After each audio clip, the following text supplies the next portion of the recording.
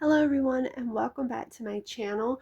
I hope everybody is having a great afternoon. So this is letter number 7. So this should be our last one to hopefully get us caught back up. And all 7 videos should be on there plus the new one that I just did, 8. So this is letter number 7. So we're gonna jump into it, and I had already opened it previously in case if I have anybody new. I did have equipment mess up, and I thought that it did post the video, and it did not, and I lost all my content. So we are going back over it. So let's see what we've got. Okay, I remember this one. I really like this one. So we have a picture of Jane Austen, 1775 to 1817. And on the back, it looks like like maybe a newspaper clipping. It says, on Friday the 18th, in this city, Miss Jane Austen's youngest sister of the late Reverend George Austen, rector of Steventon in this country, and the authoress of Emma, Mansfield Park, Pride and Prejudice, Sense and Sensibilities. Her manners were most gentle. Her affections are in her condor was not to be surpassed, and she lived and died as become a humble Christian. It says down here, it says obituary was likely written by Jane's sister Cassandra and appeared in the Courier on July 22nd of 1817. And then it just has what page it was on. The image source of Jane Austen is from a memoir of Jane Austen, 1870, from the Wikipedia Commons public domain. So I'm going to kind of hold this up a little bit. If you guys do just want to read it for yourselves, or just look at it if you want. And then there is her picture again. So basically it was just like a obituary of her. That's very sad though, because she did write some really good books. I actually have a couple of her books. Then we have, it looks like a couple of chest pieces here. We have a blue set and a white set. So we're going to set these to the side. It looks like, I don't think you can pop these out or anything. I think that it's just like a card from just the looks of it. This is what the back looks like though. That's pretty. It's got magnolias on it. So there is that. And then there's this one. If you guys want to see this one, this is the blue set. And then the back of it. I love that too. They made each one of them different. I like that. Okay, and let's see. We have Mrs. R's recommended reading list. Oh, okay. So we have Pride and Prejudice, Belinda, Waverley, Guy Mannering, Emma, The Mysteries of Utopia, The Absentee, The Old English Baron, The Swiss Family Robertson, Patronage, Sense and Sensibility, The Midnight Bell, and The Heroine. Now, there's a couple of these I haven't heard of. There's like just 3 or 4 I haven't heard of. The rest I have read. So I will give you guys a minute if you guys want to look over it. So this is looks like something that somebody wrote out to maybe somebody else as a recommendation. So okay, we'll put that to the side. And we have Rules of Chess. Now I'm gonna try to get this all in there for you guys. Let's see here. Okay, so here is our chess board. And then over here it says, I guess, how you're supposed to play it. Now I'll read it for you guys. If you want me to read you the rules, I will. If you guys don't want to listen to it, you can skip this part if you want. It says the oldest version of chess was invented in India around 500 AD. However, the rules of chess we use today were simplified around the 1800s. It says the purpose of chess is to achieve checkmate. Checkmate means to trap the king so he can't escape. Board setup. Set up the board so there is a white square as the right-hand corner square. The queen is always on her color. White queen on white square, blue queen on blue square. The white side always marks the first move. And then you've got your pawn, your rook, your knight, your bishop, your queen, your king. It basically just tells you about what each one of them is and about the movement. Important moves of rules. It says when the king and rook move together for the king's safety, to castle the king must first move 2 spaces toward the rook. King can't castle without either of his rooks, but he can't castle without of or through a checkmate. Oh Lord.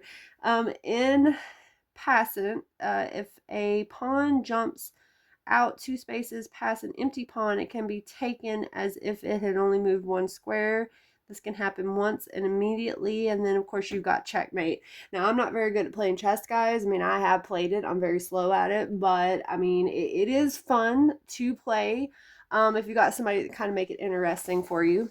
But it is a really cool little board, and I suppose you could take these and cut them out if you wanted, just for fun, or if you want to do something else with them. So, okay, so that was the chessboard, and we are going to move on to the letter, and let's see.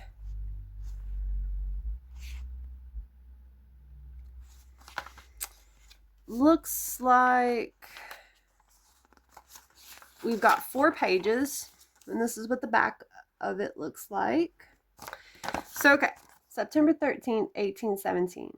Dear Mrs. R., my dear friend, how wonderful it was to receive your letter along with your latest reading list. I can't tell you how much I enjoyed discussing each novel with you in our letters. Addie thanks you for the list as well. You should feel quite proud of yourself accomplishing cultivating an avid reader in her. For not a day goes by, since beginning my visit at Avery Abbey, that I haven't seen Adeline's nose lost in the pages of a book. Though between you and me, I do believe it is in part due to her desire to avoid social interaction. Oh, our poor dear girl. The only part of your letter I didn't relish with great delight was your news about the lady. How tragical it is to think that we shall never have the pleasure of meeting the likes of Emma Woodhouse, Elizabeth Bennet, and Eleanor Dashwood in a novel again. I confess I was quite the watering part for 3 full days after I read your letter. I can never thank you enough for recommending her novels to us. I know her name is acknowledged by the public now, but I shall always think of Miss Jane Austen as the lady. Adeline and I gave her that title during the summer we spent here at Magnolia Grove. We were both eager to dive into the reading list you sent home with us last holiday, but had no idea of the delight waiting us within the covers of Pride and Prejudice, Emma, and Sense and Sensibility. The lady's novels brought more daydreams of handsome, honorable young gentlemen that summer than 2 romantic-hearted young ladies had a right to. In fact, we loved the novels so much that we persuaded Adeline's grandmama Arden to read them. She, of course, adored them, and was the one who gave us the idea of dubbing Miss Austen the lady in the first place. The 3 of us even held a ceremony, since Grandmama Arden's maiden name is Avery, which means ruler of the fairies. She told us that as the rightful queen of the fairies, she had as much authority to declare Miss Austen a lady as Queen Charlotte herself. I hope there's nothing treasonous in my writing that. I have yet to bring myself to tell Adeline of the lady's passing. Addie has improved so much since we first arrived that I fear to tell her anything that might cause her to relapse. In fact, Lord Windermere and I were out walking along the beach near Magnolia Grove with the rest of our party when we heard music coming from an open window. His Grace seemed to be the only other member of our party who noticed. But after seeing a soft smile touch his lips, I do believe he came to the same conclusion as myself, that our dear girl has begun playing the pianoforte again. Speaking of that soft smile I saw, I know you are just as concerned for Adeline as myself. So I will tell you something else I witnessed recently that has done my heart a world of good. As you may already surmise from my previous letters, it has to do with our dear girl and Lord Windermere. When my guardian first accompanied me on our visit to Devon, I couldn't understand why he didn't just send a footman with me. Dear Parlington is a vile creature, but I didn't think he was so bad as to follow me all the way to Devon in pursuit of my fortune. And if he did, only a simpleton would continue pursuing myself when our lovely Adeline and her much more tempting future could be had.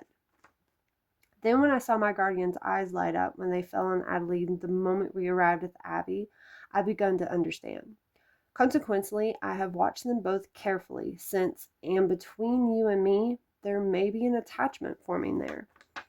Indeed, the other day I was in the library reading behind a curtain in one of the Orlas.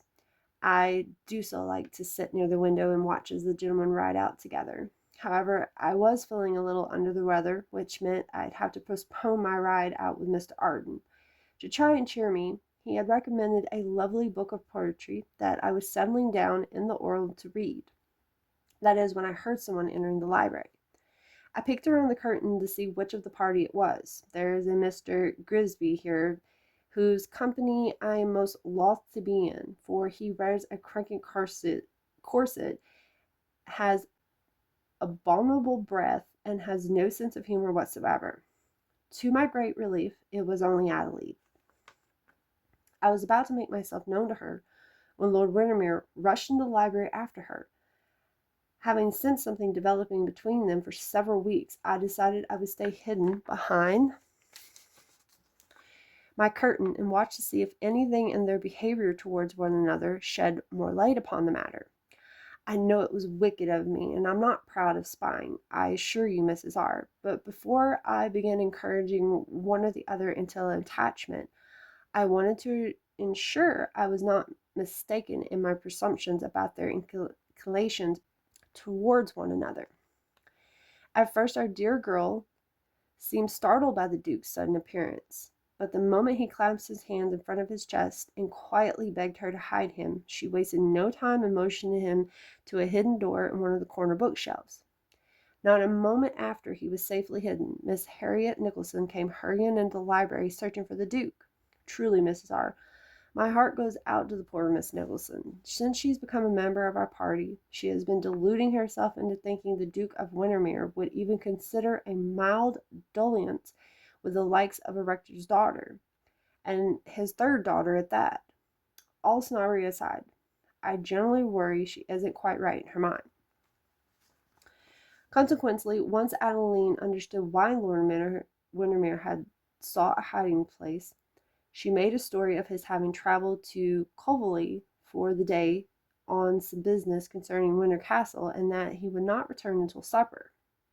Then she encouraged Miss Nicholson to join the other ladies in the west drawing-room for tea. When Miss Nicholson was gone, Adeline led Lord Windermere out of the secret passage, and I watched with delight as he kissed her hand in gentlemanly gratitude. Truly, Mrs. R., he is like a brother to me. But that doesn't stop me from seeing the devastating power he can have over the ladies when he so chooses. His Grace insisted on repaying Adeline's kindness by offering to teach her a game of chess. I must confess, I rolled my eyes at this. Of all the things he could have offered in compensation for her help, he chose chess. Honestly, men can be dreadfully thick-headed, can't they? What lady in her right mind wants to have that same mind bored to death with the finer strategies of that cursed game? But I digress. I soon saw the method of his madness. For, while the game of chess is dreadfully dull, a conversation soon begun over the chessboard that was not dull in the least. The Duke began by asking our dear girl why magnolias are so much a part of her identity, her favorite flower, the name of her house, her middle name. All of them include magnolias. Adeline responded with a story I've never heard before in all the time I've known her. It both broke and warmed my heart in equal measure. Did our girl ever tell you what happened to her parents? I always knew she and I were both parentless. That's why we bonded so quickly at school. But that was all I knew. As it happens, Adeline was her mother's name. Grandmama Arden named Adeline after her mother, so she would always remember that her mother gave her own life to give Adeline life. Did Do you further know that Adeline's father wanted nothing whatsoever to do with the child he believed was responsible for killing his wife? Abominable man. It is too heartless by far. In the end, Grandma Arden took our dear girl to Magnolia Grove and raised her as her own there. She gave Adeline the middle name Magnolia because she always wanted Addie to remember she had a home full of love at Magnolia Grove, no matter what her father believed. That is where our dear girl got her name, and understandably why magnolias are so precious to her. They are a symbol to her, a symbol that she is loved and wanted. I assure you, Mrs. R., my heart was weeping for our dear heart. To assure her, bless him, Lord Windermere told Adeline he had the pleasure of becoming better acquainted with her grandmamma during Addie's season in London, that she was still one of the most beautiful, enchanting, excellent women of his acquaintance. Then Mrs. R., and this is the heartwarming part, he looked at our dear girl in such a way that even my cheeks pinked a little. He told her that for some weeks now he had been very pleased to see the same enchanting beauty and excellence in her granddaughter. There was a long, pregnant pause after that, and I was more than tempted to squeal with triumph over the pair of them. I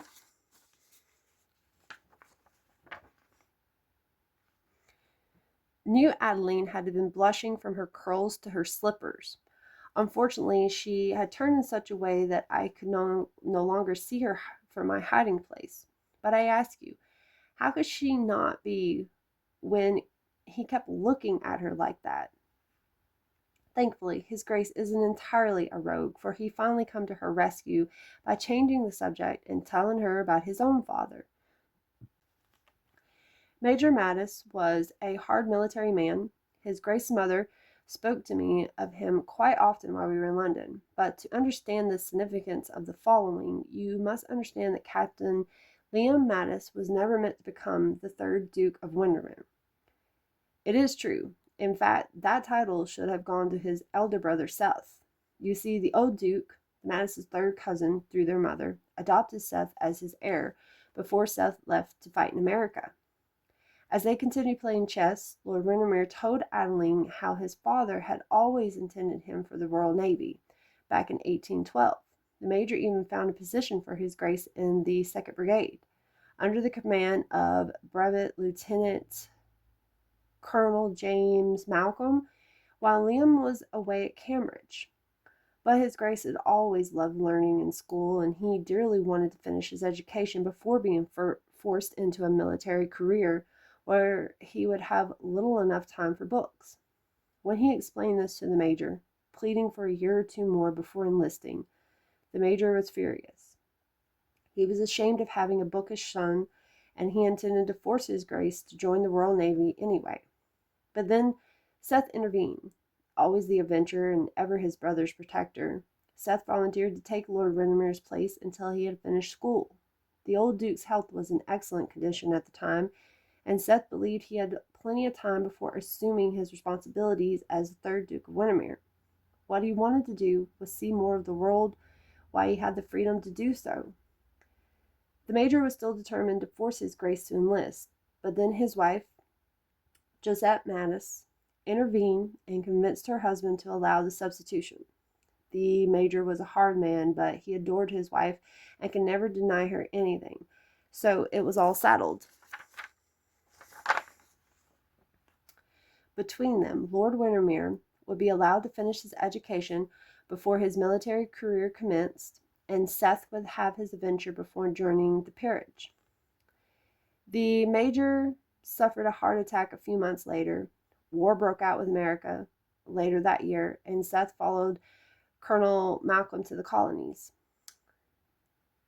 As fate would have it, that was the last time Lord Windermere saw his brother.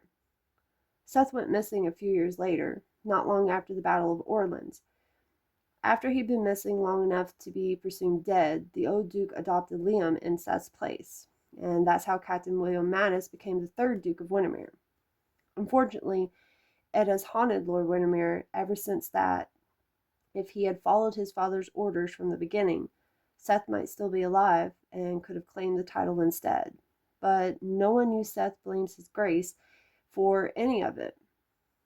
I knew him a little myself, and since Seth puts his mind to something, there was no stopping him from seeing it through. If he wanted to join the Navy and see the world, he would have gone even if Lord Windermere had joined at his father's bidding. Now, at least I be quietly of closing this letter on a sad note. I will tell you that our dear girl may or may not have mustered the courage to reach across the chessboard to squeeze his Grace's hand in a gesture of comfort after he shared his story with her. Indeed, I will further tell you that Lord Windermere looked very much like he wanted to return the jester with something more affectionate. Fortunately for all of us, I happened to notice a spider on the curtain at that moment. In an act of swatting it away, I sent a poof of dust into my already congested nose, which inadvertently caused me to sneeze and break the spell entirely. If I were Adeline in that moment and the gentleman in question was my Finn, I would not have forgiven myself as quickly as she forgave me. But I didn't spend the last 5 years with the old Duke, mastering the art of looking adorable and innocent after an act of mischief for nothing. Rather than face the mortification of being found out, I quickly returned to my dozing position on the Arl and pretended to be most severely under the weather and just waking from a nap, after which I groggily excused myself in the pretext of retiring to my room to rest for the next few hours. And so my conclusions are thus. There is an attachment forming between His Grace and our dear girl, and I now have no reservations whatsoever in encouraging them along in it. Do write to me again soon, my dear Mrs. R. I will, as promised, continue to keep you abreast at all the happenings concerning our dear girl. I know you are not certain of her plans yet, but I do hope you will find yourself in Devon sometime in the near future. I will say no more as to the why you might find yourself so far from London, but will instead offer you the deliciousness of reading between the lines. Yours most affectionately, Juliana Morgan. And then you guys know, always down here in this red, it just tells you that you can go to theflowerletters.com and you can get on their website and you can learn more about the words that are highlighted, which usually if I do see any that I think is interesting, I do kind of let you guys know or I go over it. So you guys let me know what you think about this letter. I did really enjoy the reading list, and I have to confess I have never read Emma by Jane Austen. I'm going to have to pick me up a copy and add it to my list of books that I already have stacked up, ready to read. But I have read Sense and Sensibility and The Swiss Family Robinson, Pride and Prejudice. Um, I have read The Old English Baron, and I want to say I think I've read The Midnight Bell. I think it's been a while. Some of the other ones I haven't read. I may have to look into that, or you guys can let me know if you've read them and if they're any good. But I really did like the game of chess. I do occasionally like playing it every now and then. But I did like that the rules was a little bit different on this one. So you guys let me know what you think about Lord Windermere and Adeline. I mean, I do definitely think there's something there, or there's something that will be there later on. I mean, it is a romantic letter, so you guys know that there is going to be something there. But there's also a hidden mystery. She definitely has a secret that she doesn't want anybody to know, and I'm excited to know whether or not that's gonna come to light, or perhaps she's gonna tell him. I guess we'll find out more in the letter as we go. So I hope you guys all enjoy this one, and hopefully this got everybody back on track. Do let me know. I'm pretty sure it should have, but if you guys have any questions or anything, just leave them in the comments down below. And hopefully our next letter that we start will be letter 9. So hopefully we will start back in order, hopefully, and we will get the rest of the letter read and find out the rest of the story. So I will see you guys back here in the next letter. Bye.